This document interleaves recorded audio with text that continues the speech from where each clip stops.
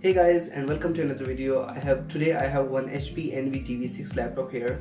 It's quite powerful laptop with i7 processor, Nvidia graphic card, but the problem is this with this laptop that it's getting too much heat. Like you can see here, the thermal throttling is too much. Like if you just start any task, any intensive task, so in just like less than even 30 seconds, the temperature goes to 105, and then it dropped the clock speed to the base 2.4 gigahertz, and the boost clock will not work on this.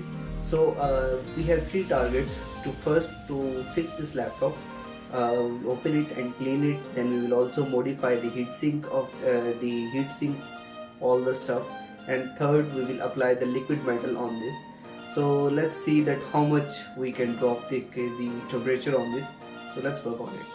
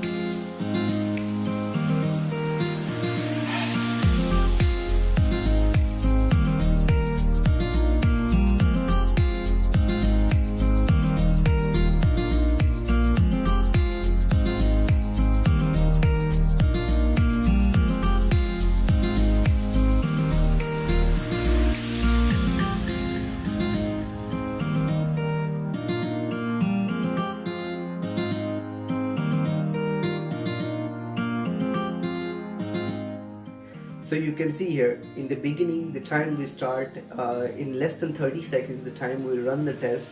So the temperature goes to 105 degrees centigrade, which is too much for a processor. And now you can see this thing is max reached to in 80s, the max. It's not good, but as compared to 105, this is much better than that. So is it really worth it to modify the heatsink and also to apply the liquid metal? Yeah, it's a thumbs up from my side. So if you have the same laptop, I will recommend this, that go ahead and give a try. So follow the video. You can modify the heatsink, clean it, and apply the liquid metal.